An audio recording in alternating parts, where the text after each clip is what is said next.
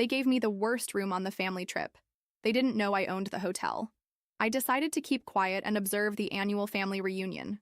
It was a tradition my mother insisted on maintaining, though for me, it always meant a weekend of constant comparisons and cutting remarks. This year would be no different, except that the luxurious hotel where we would stay was now my property thanks to the inheritance my grandfather had secretly left me 6 months earlier.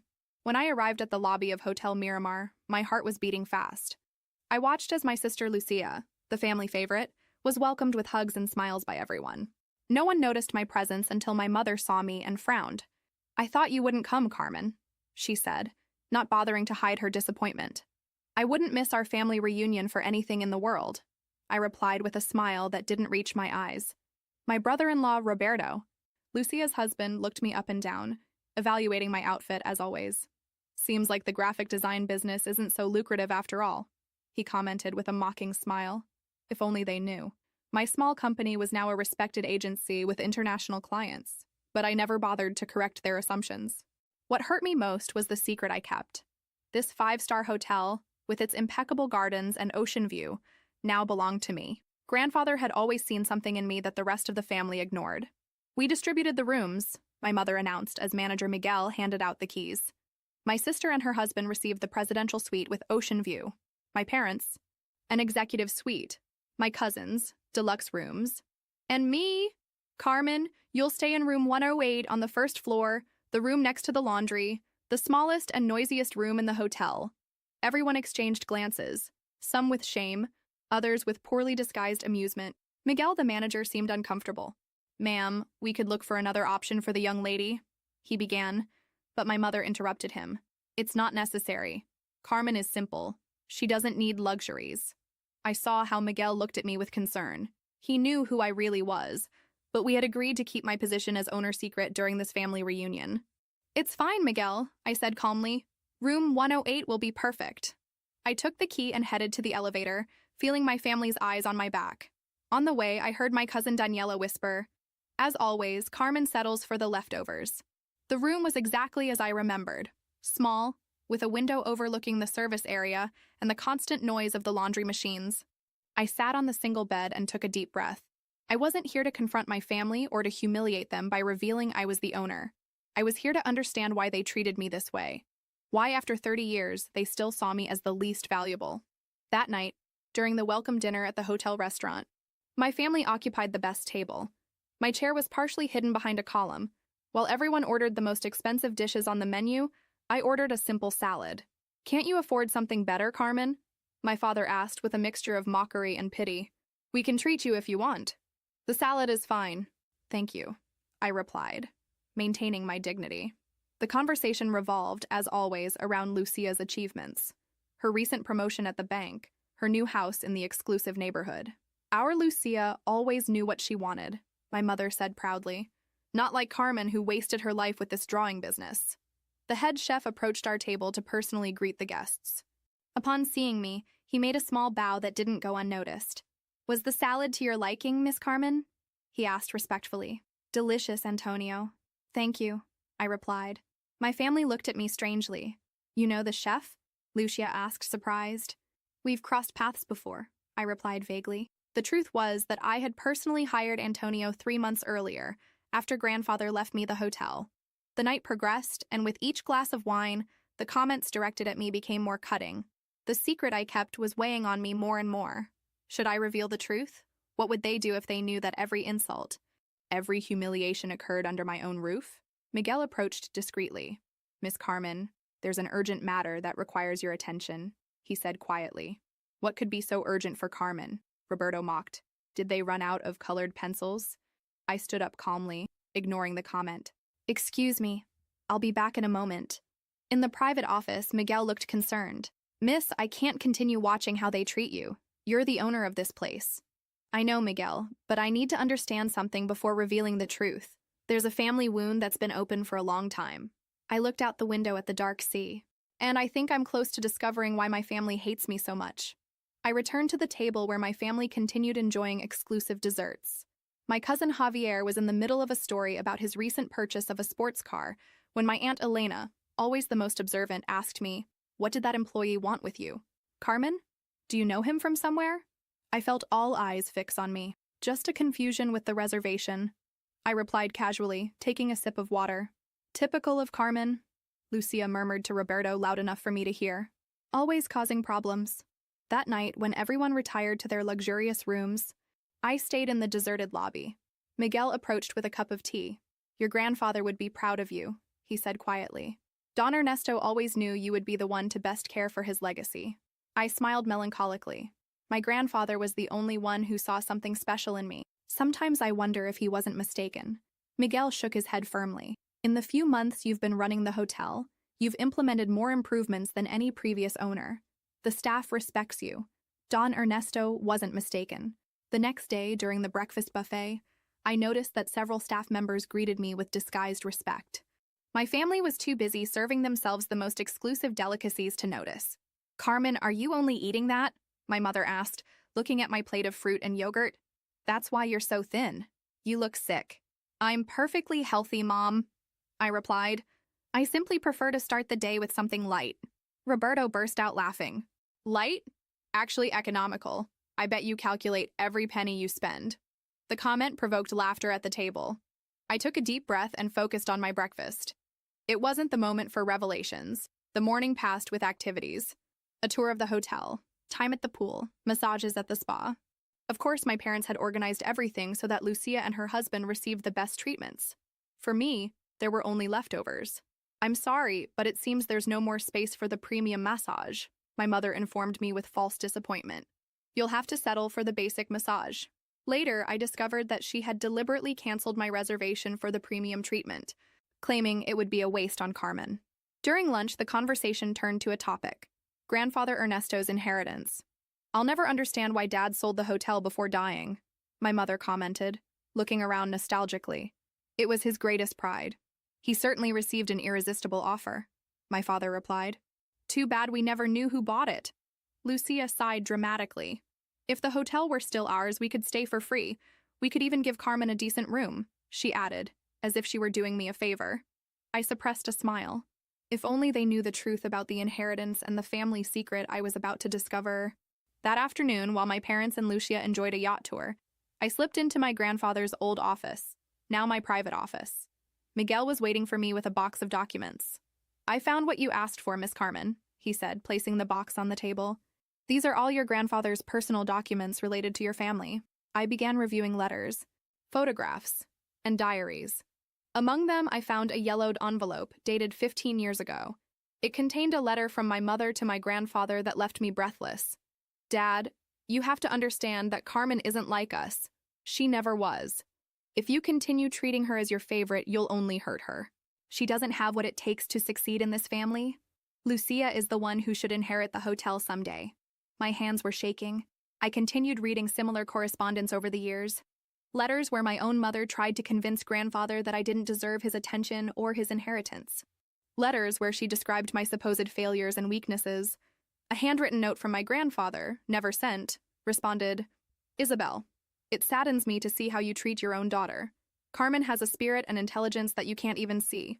Someday, all of you will realize the mistake you've made. The discovery hit me like a cold wave. It wasn't just envy or family rivalry. My own mother had systematically orchestrated my marginalization within the family. Are you all right, miss? Miguel asked, concerned about my silence. No, I replied honestly, but I will be. I continued reading and discovered something even more disturbing. My father and Roberto had tried to manipulate grandfather into selling them the hotel at a reduced price shortly before his death. Their plan had failed when grandfather, suspicious of their intentions, decided to secretly leave it to me. A knock on the door interrupted my investigation. It was Daniela, my cousin. Carmen, what are you doing here? This area is only for authorized people, she said, looking curiously at the documents scattered on the table. Miguel intervened quickly. The young lady was looking for information about the hotel's activities. Miss Daniela? Daniela didn't seem convinced. Her eyes narrowed, examining the office. Isn't it strange that they let you into the private office? They wouldn't even let us take a look.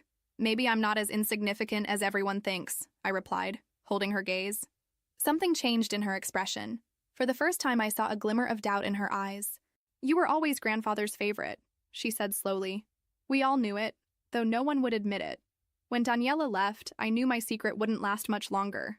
The family would start to suspect, and I would have to make a decision: continue enduring humiliations or reveal that I, the despised Carmen, was now the owner of the empire they all coveted. That night, during the formal dinner, the storm that had been brewing since my arrival came, and with it, the opportunity for revenge I never knew I wanted. The gala dinner was the central event of our family reunion. The hotel's main hall had been decorated with fresh flowers, candles, fine crystals, and linen tablecloths. I arrived deliberately late, wearing a simple but elegant black dress that I had designed myself. "Finally you appear," my mother said irritably. "We were about to order without you." I took my place at the spot they had assigned me, again the least favorable at the table. Roberto was already half drunk, bragging about his recent real estate investments. "I bought 3 properties on the coast last month," he boasted. "If I play my cards right, I could even buy a hotel like this someday." Lucia smiled proudly. "My husband has business vision, unlike other family members who are content drawing logos." My father raised his glass. "To Roberto and Lucia, the true pride of this family." Everyone toasted while I kept my glass on the table. No one seemed to notice during the first course. Daniela was watching me intensely. Finally, she spoke. "Carmen, I saw you today in the hotel's private office. You seemed very comfortable there." A sudden silence fell over the table. All eyes turned to me. "What were you doing in restricted areas?" my father asked, frowning. I took a sip of water. "I was investigating some things about the hotel." "Why would you do that?" my mother asked. "It's not like you're going to buy one." Roberto let out a thunderous laugh. "Carmen, owning a hotel? That would be funny. She can't even afford a decent room." It was then that Miguel approached our table with a bottle of exclusive champagne. "Miss Carmen, the champagne you requested for your family," he said. My mother blinked in confusion. "We didn't order any." "It's complimentary," he said. "From me." I interrupted calmly. "From you?" Lucia almost choked. "How could you afford a bottle that probably costs more than your monthly rent?" Miguel served the champagne while I maintained my composure. The tension at the table was palpable. "There are many things about me you don't know," I said simply. My father looked at me suspiciously. "What are you talking about, Carmen? If you have something to say, say it." I contemplated my options. I could reveal my secret now, humiliate them as they had humiliated me for years. Revenge would be served on a silver platter. But as I observed their faces, something changed inside me. I didn't want to become like them. "I just wanted to make a kind gesture," I replied, "to celebrate that we're together as a family, despite everything." The surprise on their faces was evident. They didn't expect generosity from me after how they had treated me. The dinner continued. But something had subtly changed. Daniela looked at me with intrigue, as if she were reconsidering who I really was. During dessert, Lucia began talking about grandfather's inheritance. I never understood why grandfather sold the hotel in secret. It was the family patrimony. "Maybe because he knew some would try to take advantage," I replied, looking directly at my father and Roberto. "What are you insinuating?" Roberto jumped, suddenly defensive. "Nothing," I said calmly. "Just that grandfather was more astute than everyone thought." My father looked at me with a mixture of suspicion and nervousness. "Carmen, if you know something about the hotel sale, you should share it with the family." "Now I'm part of the family?" I asked. How curious. A few hours ago, I was the poor relative who didn't even deserve a decent room. An uncomfortable silence fell over the table. My mother tried to change the subject, but I continued. "You know, grandfather told me many things. I spent hours with him while you were busy with your important lives. He told me about his plans for the hotel, about what he wanted for his legacy." "And what did he say?" Lucia asked, unable to hide her curiosity. "He told me that a family business is like a mirror. It reflects the values of those who run it." I made a significant pause. "And that you always have to be careful with deceptive appearances." Roberto slammed his fist on the table. "Enough riddles. If you have something to say it clearly." At that moment, the hotel's general manager approached our table. "Excuse the interruption. I just wanted to make sure everything was to your liking. Especially for you, Miss Carmen." My family observed uncomfortably the preferential treatment I was receiving. "Everything is perfect, Javier." "Thank you," I replied with a smile. "Why the hell do they treat you like you're someone important?" my father demanded to know. I took a deep breath. I hadn't planned to reveal my secret that night, but the situation was escalating. I had to make a decision. "Because they know my work," I replied. "They simply respect what I do." "Drawing logos?" Roberto mocked. I design corporate identity for international companies, I corrected. My agency has clients on 3 continents and 30 employees. Last year, our revenue exceeded $3 million. The surprise on their faces was immediate. My mother almost dropped her glass. You're lying, Lucia accused. If you were so successful, you would have bragged about it. Unlike some, I don't need constant validation from others, I replied. And there's a difference between humility and allowing myself to be treated like trash. If you're so successful, why did you accept staying in that horrible room? My mother asked, genuinely confused. Because I wanted to see how far you would take it, I replied honestly. I wanted to understand if there was any limit to the contempt you feel for me. My words fell like slabs on the table. For the first time, I saw shame on some of their faces. Not on all, but it was a start. Carmen, my father began, but I interrupted him. I'm not finished, I said firmly. For years I endured your comments, your pitying looks, your constant contempt, all because I didn't follow the path you considered appropriate, because I chose to create instead of destroy, to build instead of manipulate. My hands were shaking, but my voice remained steady. It was as if decades of silence had finally found their voice. Grandfather taught me that a person's value isn't in what they possess or the appearances they maintain, but in how they treat others. He saw something in me that you could never see because you were too busy comparing me to your idea of success. The silence that followed was deafening. I could see emotions crossing their faces: disbelief, shame, confusion, and in some cases, the beginning of an uncomfortable realization. If this is true, my father finally said, why did you never say anything? Would you have listened? I asked. Or would you have found another way to minimize my achievements? He had no answer for that. We all knew the truth. The dinner ended in uncomfortable silence. As the others retired, Daniela stayed behind and sat beside me. I always knew you were different, she said quietly. Grandfather used to tell me to watch you, to learn from you. I never understood why, until now. Our eyes met in a moment of mutual understanding.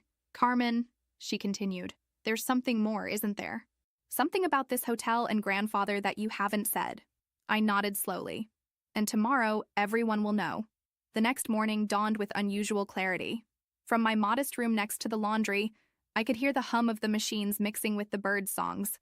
I dressed carefully, choosing an ivory-tailored suit I reserved for special occasions. Today would undoubtedly be an occasion none of us would forget. During breakfast, the dynamics had subtly changed. My family watched me with a mixture of confusion and curiosity.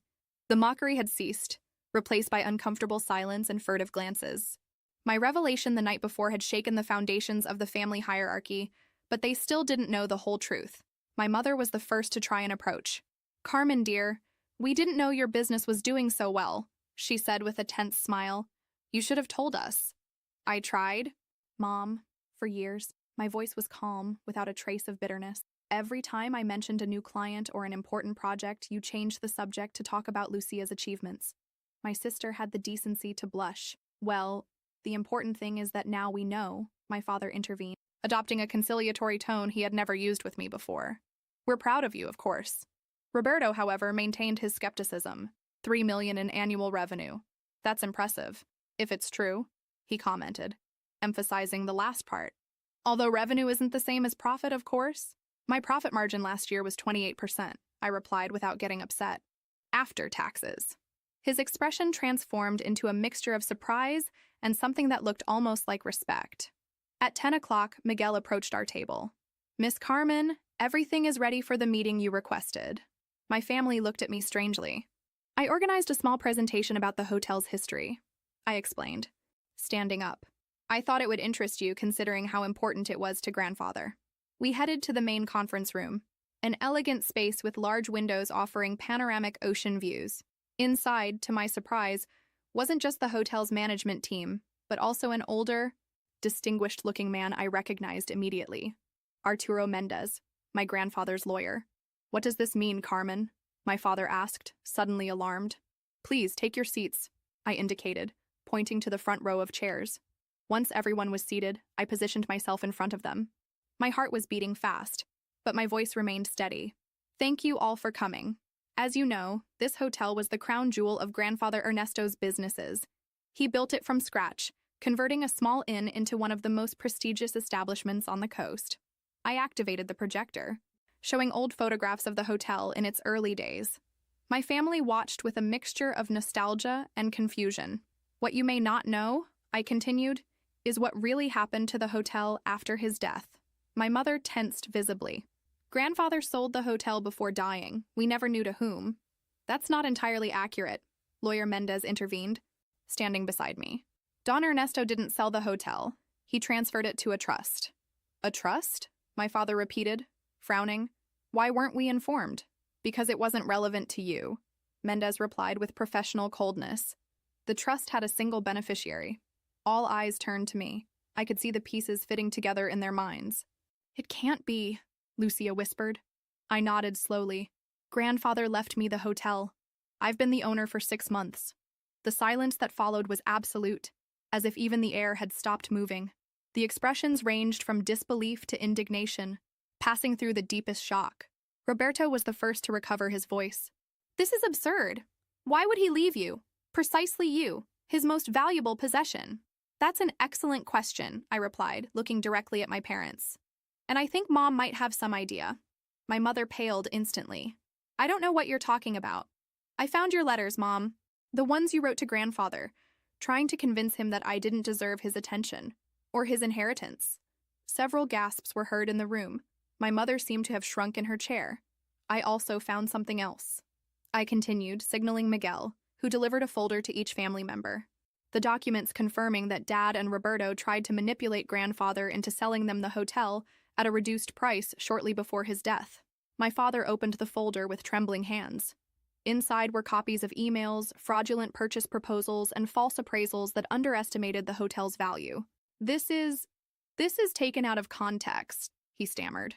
No, it's not, Lawyer Mendez intervened. Don Ernesto showed me these documents. That's when he decided to modify his will and leave the hotel in trust to Carmen, the only person he truly trusted to preserve his legacy. Roberto stood up abruptly, his face red with anger. This is a conspiracy. You certainly manipulated the old man or the lawyer. You don't have what it takes to run a business like this. The results suggest otherwise, I replied calmly. In the 6 months since I took control, the hotel's revenue has increased 18%.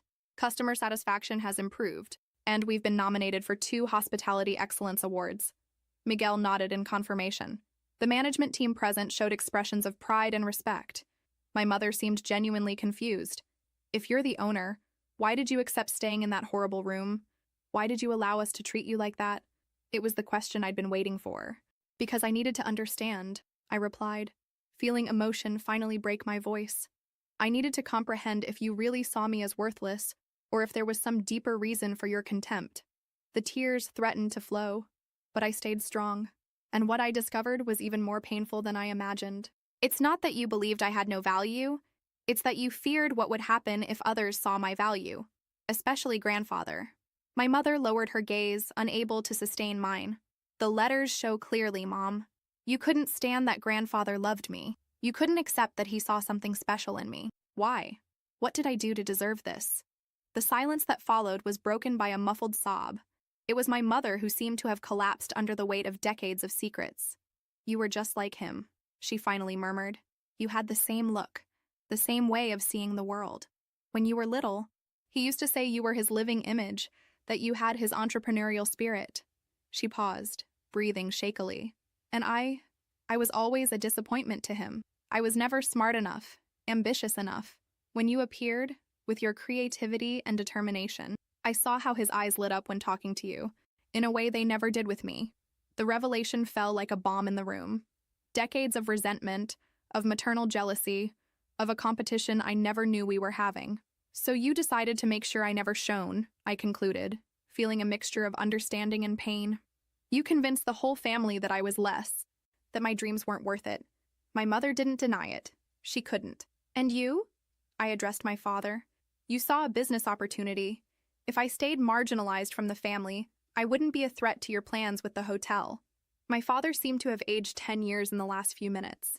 Lucia, meanwhile, remained silent, apparently processing everything she had just discovered about our family dynamics. It was then that I made the most important decision of all. Despite everything, I said finally, breaking the dense silence that had fallen over the room, I'm still part of this family. My words seemed to float in the air, unexpected and disconcerting for everyone present. We're not here for a settling of accounts, I continued. I could have humiliated you from the beginning, expelled you from the hotel, or treated you as you treated me, but that would only perpetuate the cycle of resentment that has poisoned this family for too long. My mother looked at me with red eyes, a mixture of shame and amazement on her face. When grandfather left me this hotel, I didn't completely understand why he did it. Now I know. It wasn't just about the business. It was about giving us a chance to heal. I walked to the large window that dominated the room, contemplating the sea that stretched before us. The same sea my grandfather contemplated every morning from his office. Grandfather left something else in the trust, I announced, turning to them. A letter that should be delivered to the family 6 months after I took possession of the hotel. That is, today. Lawyer Mendez nodded and took an envelope from his briefcase. He handed it to me solemnly. This is Don Ernesto's last wish, beyond the legal aspects, Mendez explained. He specifically requested that it be read in the presence of the entire family. My hands trembled slightly as I opened the envelope. I extracted the pages written in my grandfather's unmistakable handwriting and began reading aloud. Dear family, if you are hearing these words, it means Carmen has assumed her role as owner of Hotel Miramar, and the time has come for you to know my true reasons. This hotel represents my legacy, but a legacy is not just walls and business. A legacy is also the values we transmit to the generations that follow us. For years, I watched sadly as our family fragmented. I saw the contempt for Carmen, the person who, ironically, most resembles me in spirit and vision. Isabel, my dear daughter, always tried to prove her worth to me by competing with her own daughter. It wasn't necessary. I loved her for who she was, not for who she believed she should be to impress me. Roberto and Lucia built their lives on appearances and superficial ambitions. True success is not measured in properties or status, but in the integrity with which we live. I left the hotel to Carmen not only because I trust her ability to manage it, but because I trust her heart to heal our family's wounds. My last wish is that you use this revelation as an opportunity to reflect, to acknowledge past mistakes and build a future where mutual respect replaces contempt, where family love is stronger than individual ambitions. The hotel now legally belongs to Carmen, but spiritually belongs to all of you if you're willing to build a new family dynamic based on respect and acceptance. With eternal love, Ernesto. When I finished reading, several people in the room, including the hotel staff, had tears in their eyes. The silence that followed was charged with emotion, with realization, with truths denied for too long. My mother was the first to speak. All this time, she murmured. All this time competing with my own daughter, trying to prove something to a father who already loved me. She stood slowly, and to my surprise, approached me with a voice broken by emotion. Carmen, I don't know if you can ever forgive me. I was a terrible mother, blinded by my own insecurities. I saw in her eyes something I had never seen before, genuine recognition, vulnerability, and the beginning of deep regret. My father, meanwhile, seemed devastated. Your grandfather was right, he admitted almost to himself. I built my whole life trying to impress others, forgetting what really matters. Lucia remained seated, silent, with an indescribable expression. Finally, she stood and walked to me. I never understood why grandfather preferred you, she said slowly. Now I see. While I sought his approval, you sought his wisdom. While I wanted his money, you wanted his legacy. There was no hostility in her voice, just a sad acceptance. Roberto, however, didn't seem moved. He stood abruptly, his face red with indignation. And I suppose now we should feel guilty? That we should congratulate you for inheriting an empire you didn't build? He looked at Lucia, expecting her support, but she remained by my side. Roberto, I said calmly, the hotel is legally mine. That won't change. But what we do from here as a family depends on all of us. Lawyer Mendez cleared his throat discreetly. Actually, there's an additional codicil in the will that we haven't discussed yet. We all turned to him surprised. Don Ernesto established that, at Carmen's discretion, and solely at her discretion, she could assign minority stakes in the hotel to other family members, provided they demonstrated commitment to the values he defended. The revelation fell like a bomb. My family now looked at me with a mixture of hope and fear. I'm not seeking servility in exchange for shares, I clarified. What grandfather wanted was genuine reconciliation, not motivated by economic interest. What do you propose then? My father asked with a tone suggesting he was really willing to listen. I took a deep breath. This was the moment I'd been waiting for. the opportunity to transform pain into something constructive. I propose that we acknowledge the truth. We're a dysfunctional family that has caused real harm to its members. We can't erase the past, but we can decide how our future will be. I paused, looking each one in the eyes. The hotel will continue under my direction, but I'm willing to create a family council where everyone has a voice, not for operational decisions, but to ensure grandfather's legacy endures in philanthropic works, in community help, in the values he defended. And the shares? Roberto asked, still skeptical. They'll be earned over time, I replied firmly.